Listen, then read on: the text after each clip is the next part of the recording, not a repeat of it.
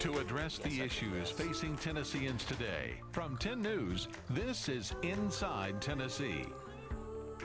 Good morning and welcome to Inside Tennessee, along with my colleague John North. I'm your moderator, John Becker, and we are focused yet again on city council races in the city of Knoxville. This is our last group. Again, Election Day coming up. It's on Tuesday. We're on the Sunday before it. Let's take a look at that map of District 6. This is where we want you to focus. You see it's a large chunk of East Knoxville does cut into downtown, but the candidates in that district join us this morning.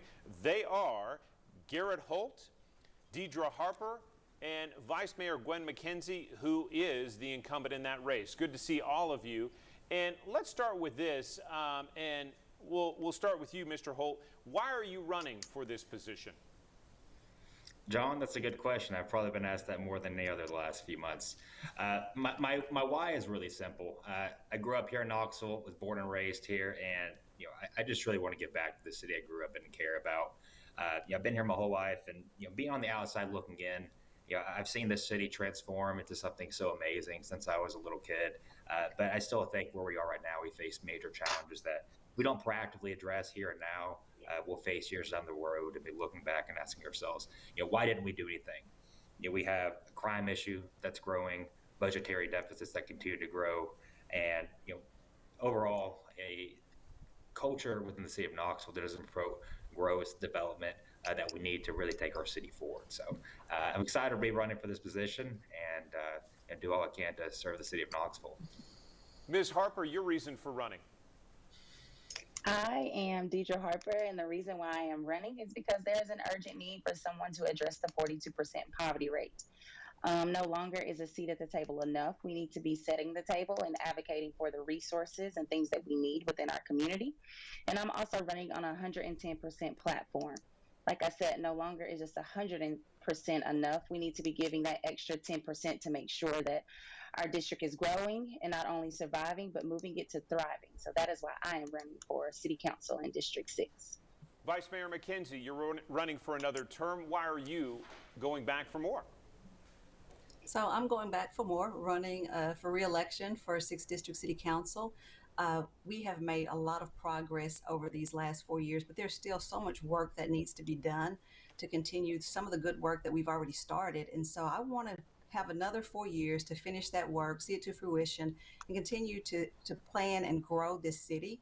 When we look at, absolutely, do we have issues that go on in our city? No doubt about that. That is nothing uncommon to any city. But again, I think that we have a handle on those. We've got some good strategic plans in place. We've got some great partners at the table working with the city. And I just want to see this work completed. Let's talk about the thing that makes up the biggest chunk of the city budget. We've asked all the candidates on our program about public safety. And Ms. Harper, let's start with you. Do we pay our police officers enough? And do you think their budget is big enough, or should it be larger?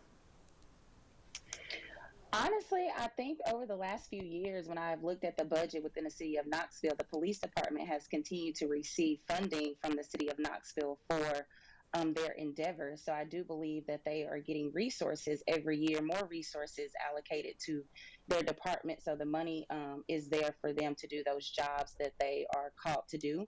I do think within the last few years, we've been advocating for reimagining what policing looks like in public safety. And I just want to be one of those individuals to champion those needs. Policing looks different in a lot of different communities, and especially within District 6. So yes, the police department has been receiving extra funding and more funding over the last few years within the city budget. So I do think that they are getting the resources and continue to be receiving the funding that they need to do the services that they are called to do. Vice Mayor, to you, the budget and also whether we pay our officers enough. So absolutely, public safety is one of the largest chunks in our budget. But again, those are the people who protect and serve us, who keep our city safe and keep us moving. Do we pay our officers enough? I don't believe that we do. I think that there's opportunity for them to earn more for what they do. They can absolutely go to surrounding counties and make more money than they make here in Knox County. We have to take a realistic look at what does public safety look like strategically in the next 2, 4, 6 years as our city continues to grow, and as we potentially look at having a multi-use stadium here that's going to bring in so much more tourism. we're growing our greenways. There's an urgent need for us to be able to say that we have a very strong strategic plan as it relates to public safety and investing in our officers. Mr. Holt, your thoughts on public safety, the budget, and whether we pay officers enough? Yeah, John, it's a great question. And when we look at what's going on in Knoxville, it's truly unprecedented. In 2021, we've seen more deadly shootings per capita than even Chicago. KPD on average gets a call for a domestic violence dispute every 30 minutes. And meanwhile, right now, we are short-staffed, 51 fully sworn officers within KPD. I spent time talking with a lot of the officers, really getting to understand their situation, their perspective on the situation. And what I've come to find is, no, I don't think we pay them enough. And this answer is it's not as simple as pay. I think that's a big factor in the equation, but we need to look at more than just what we're paying our officers. How are we as our, citizens within this community showing respect to those officers? How is our elected officials in our administration showing respect to those officers? And from talking with a lot of them, they don't feel that. And it's surprising enough when we compare ourselves to other metropolitan areas around us. We look at Chattanooga. They're a smaller population.